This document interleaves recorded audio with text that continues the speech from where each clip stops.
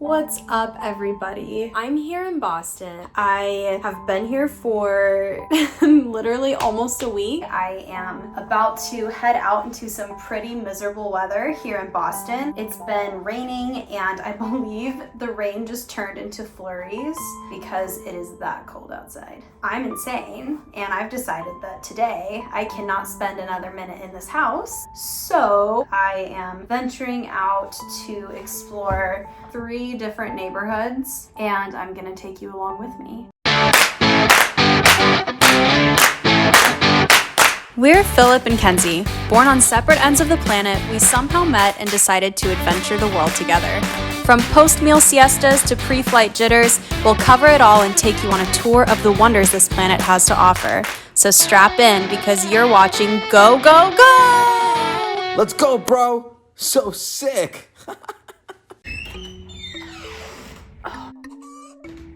It's snowing. It's snowing pretty hard out there. I'm so scared. It looks so cold out there. Is it weird to use an umbrella to like guard yourself from the snow? Oh, okay. All right, you know what, you guys? It's not that bad. I mean, it's not great, but it's not that bad either. I am in the Cambridge neighborhood right now. My friend Emily has been so kind as to let me stay with her. We've been friends for almost 8 years now. My destination is about 30 minutes walking from where I am right now. It's about 1.5 miles. I mean, it's a cold day, so I'm probably gonna go find myself a hot latte, something. The wind is cold. During this trip, I stayed with Emily in her adorable historic apartment in Cambridge, Massachusetts. Cambridge is a really neat suburb of Boston and is most famous for being the location of Harvard University. The area has a younger vibe with no shortage of eclectic shops, restaurants, and nightlife. With gorgeous parks and charming architecture, it's no wonder this area is red hot right now and also pretty pricey to live in. This is an incredibly walkable city, and although it seems like a bit of a trek, I really enjoy walking the 2.5-mile route from Cambridge across the Charles River and into Boston. Personally, my favorite neighborhood in all of Boston is Beacon Hill. It absolutely steals the show and my heart every single time that I visit. I just literally had these like 8-year-old kids make fun of me. They all started screaming after me, "Do it for the blog! Get it for the blog!" So I've made it to the Beacon Hill neighborhood and it is so cute, so charming, really beautiful historic buildings. The trees have changed. It's just magical right now and I'm so happy. I've been walking for a while, so I'm gonna try to find a coffee shop to warm up and kind of decide where to go from here. Tatte is a cute little bakery that I decided to try during my Beacon Hill adventures, and I was pleasantly surprised to find several gluten and dairy-free options for me to enjoy, and that's always a huge bonus when I'm traveling. This was a truly magical moment watching the snow fall down outside of the window while I sipped on my latte, and I live for these magical moments, you guys. It was amazing. Whew.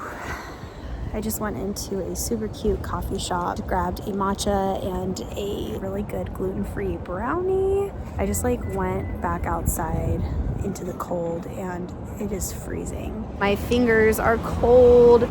That said, here I am walking around Beacon Hill, wishing that I could do a shoot, but alas, I cannot. I honestly just tried and it was just not good.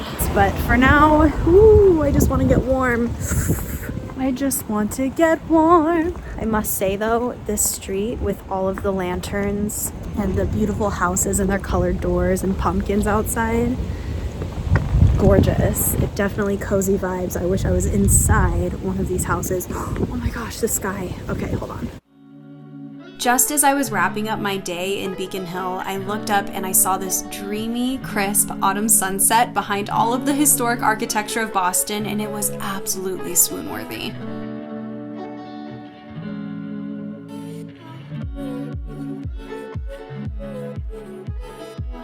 I am here trying this Boston adventure all over again because today it's not raining or snowing. The sun is out, so it's actually really beautiful. Today I'm going to the North End. The North End is like Little Italy of Boston. Great food. I've been there before, so today's just going to be more relaxing and just taking in the neighborhood as a whole. The North End is Boston's Italian neighborhood. It has some of the best food in the city.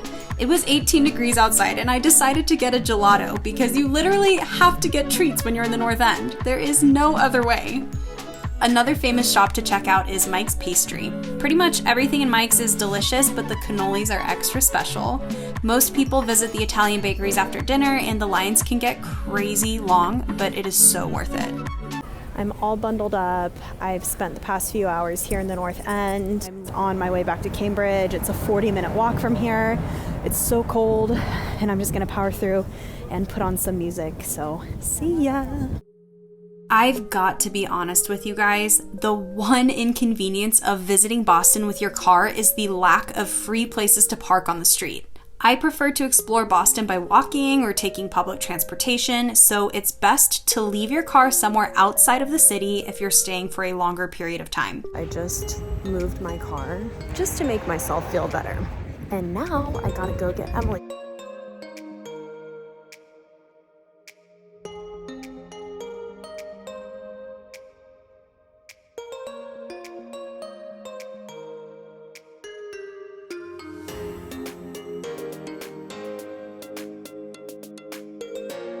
We're going on a walk to the, what is it called again? Museum of Fine Art, the MFA. The MFA, and it's a 3-mile walk from Emily's house and it's cold outside, but we just thought, you know what? Seize the day. It's actually a really beautiful day despite the cold. It's sunny and not so bad. That's what we're doing. That's what we're doing. It's a lovely day. It is. We could get the static clean. Emily has turned into just like a big ball of, oh God, I can't see, a big ball of static. Gorgeous. I was initially sad because I wanted to cross the other bridge, and then Emily told me, wait, there's another one and it's gonna be great. It's great, you guys. Beautiful day, beautiful friend, beautiful city, you know. Well, I think it's gonna take a village to fix this hair. It takes a village. We're walking on Newberry Street. It's cold. It's not that cold. Yeah, it is. But cold. it's like, you're acclimated. No. So, funny story. Emily and I never made it to the art museum. We actually just kind of walked around aimlessly all day and got kind of distracted. So there was a change of plans, but we had fun nonetheless. Packing up to leave today. I'm sad to go. Thank you, Emily, for the hospitality and giving me a room and letting me squat. I gotta get all of this into my car. All right, got the car loaded and I'm back in action, baby. Back on the road. Hey y'all, thanks for tuning in to Go Go Go. Your boy Phil is finally back from all these overwhelming days of travel and cold weather, but I must say it feels good to be back in LA. I thought it'd only be right to embrace the city by taking y'all on a hike in LA's famous Runyon Canyon. I do have a friend joining me today. She's also a fellow vlogger, and her name is Jitana. We found her. Hi, Dora. Say hi. What's up, Dora? Denise, you made it. Yeah. About to go on this epic hike, bro. Denise, aka Jitana, has been a friend of mine for about a decade. We met in NYC and she's an absolute inspiration. Not only is she an IG influencer, but she's also a female entrepreneur running her own business. Problem with hiking with vloggers and influencers. They're constantly on their phones. So we just started this hike and I gotta tell you, like, the views are already exceptional. Spectacular. Hold up. I just found out that we're starting off at the top of the hill and walking down and then working our way back up.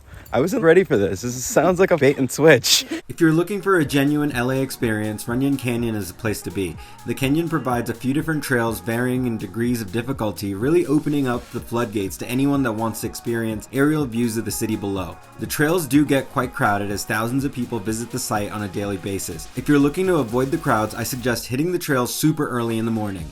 We're still on our way down. I'm already sweating. We just started. We did not just start. We just started the going down part. Anyway, I'm already exhausted. I might need to dive into the ocean after this. Stay tuned. Here's the update. We finally made it down to the base of this hike, and now we have another 10 miles back up. I'm not excited for this. It's 10 miles, isn't it? So it's like an additional 15? Yeah. Wish us luck. We're about to start our ascent back up. The hike is not 15 miles long. From the north entrance to the base and back up to the top, it runs about 5.2 miles with an elevation shift of about 500 feet. All right, so we finally made it to the top. This is not the top. So we're at the halfway point, 7.5 miles done. We're gonna keep trucking through, but check out this view. Many people, including myself, enjoy hiking up to the halfway point from which you get a great view of downtown LA, Hollywood, and Studio City. And if you're up for the challenge, you can definitely hike to the top from which the views are even more magical. I forgot to mention that the hike is quite dusty, and due to the intense heat, it's smart to carry at least a liter of water for yourself and your furry friends. You don't need any special equipment or gear, just bring a positive attitude and enjoy the journey. This hike just goes on forever and ever and ever. I thought I was done like 10 minutes ago. We're still here. We're gonna make it to the top though. I hear there's a acai bowl waiting for me up there. Let's get it. Acai, dude. Okay, so this is it. Last couple of steps to the very top. We're about to get it. I'm dying. Denise, where are the acai bowls? Down the hill. Told you, it's all smoke and mirrors. Been lied to this entire time. And here's a view from the top. For Angelinos, this trail is a sweet escape from all the hustle and bustle of the city below. Not only do you get to take in some decent views, but it's also a fun workout. Let's sweat it out, y'all. That hike was epic, and we're gonna keep the party rolling. Denise has agreed to show me around her hood. Where are we going? We are going to the Mulholland Hills Dog Park. Fancy. I am stoked. Let's go get it, y'all.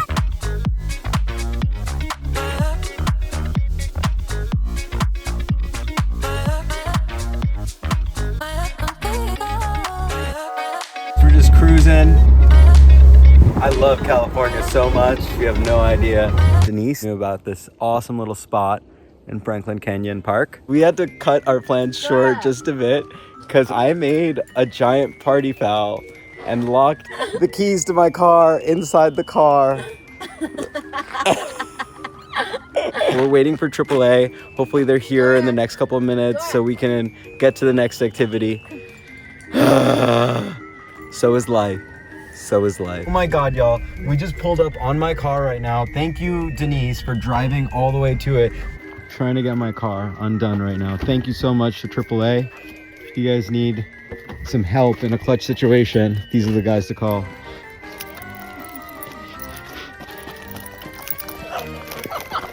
We got the keys. I gotta go thank this guy. Hey y'all, today was the first time I've ever locked my keys in the car, and that was terrifying. A little backstory of the park that we were at, it's actually the set for American Horror Story, and one of the scenes that was shot right where I lost my keys was exactly where, on the show, someone locks their keys in their car and then gets murdered. Awesome, right? A real shout out goes out to AAA for hooking it up and making sure that I was safe and secure, and I was able to get back into my car, which is what's important. As always, I love y'all. Like and subscribe, and make sure to keep following. Take care, y'all. Peace.